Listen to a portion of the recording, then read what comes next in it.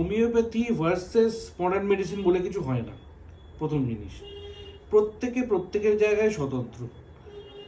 Modern medicine খুব ভালো কাজ করে এমার্জেন্সি কেসেসে, অ্যাকিউট কেসেসে, যেখানে বৈজ্ঞানিক পদ্ধতি দরকার রয়েছে, লাইক কনসিভ করার জন্য আইইউআই, আইভিএফ, এই ধরনের কেসেসে, যেখানে পেশেন্টকে কনস্ট্যান্ট একটা লাইফ সাপোর্টে রাখার দরকার রয়েছে, যেমন ডায়ালিসিস, যেমন ব্লাড ট্রান্সফিউশন। তেমনি হোমিওপ্যাথি সব থেকে বেশি ভালো কাজ করে ক্রনিক ডিজিজের ক্ষেত্রে।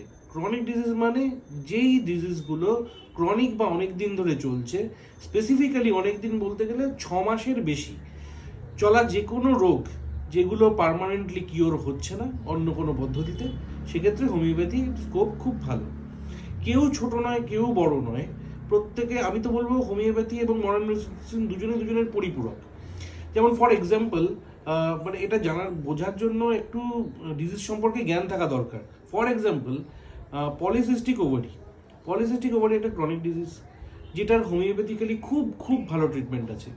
এবং পলিসিস্টিক ওভারির প্রচুর কিওর্ড কেসেস মনে হয় আমি লাস্ট কিছুদিনের মধ্যে প্রায় 40-50টা মতন ভিডিও মনে হয় আপলোড করে দিয়েছি অলরেডি আমার ইউটিউব চ্যানেলে কিওর্ড কেসেসে। এবার ধরা যাক পলিসিস্টিক ওভারি নিয়ে একটি পেশেন্ট এলো, তাকে আমরা হোমিওপ্যাথিক্যালি কিওর করে দিলাম।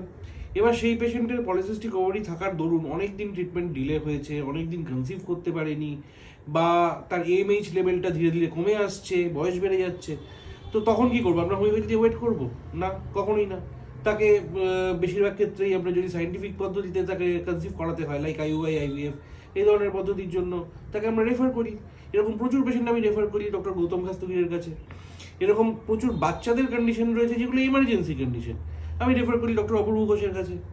আবার অনেক ডাক্তাররা আমার কাছে রেফার করেন ক্রনিক ডিজিজের ক্ষেত্রে, নিজেরা দেখাতে আসেন, ফ্যামিলিকে দেখাতে আসেন ক্রনিক ডিজিজের ক্ষেত্রে।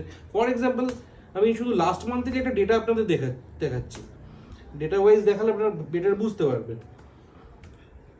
ধরা যাক আমি যদি আমার পেশেন্ট প্রোফাইল থেকে ডক্টর দিয়ে যদি সার্চ করি, এই মুহূর্তে দেখুন কত ডক্টর, 2, 3, 4, 5, 6, 7, 8, 9, 10, 11, 12, 13, 14, 15, 16, 17 জন ডক্টর তো এখানেই দেখতে পাচ্ছি লাস্ট মান্থের থেকে। তো ইনারা আমার কাছে দেখান, ইনার ফ্যামিলি আমার কাছে দেখান। তেমনিভাবে সিমিলারভাবে যখন কোনো দরকারের জন্য অ্যাকিউট কেসে, এমার্জেন্সি কেসে দরকার হয়, আমরা ডেফিনেটলি রেফার করি। তো রোগের জ্ঞান সম্পর্কে ধারণা থাকাটা খুব জরুরি। আমি সব কিছু পারি বা আমি সব থেকে সেরা, এই ধারণাটা যদি ছেড়ে দেওয়া যায়,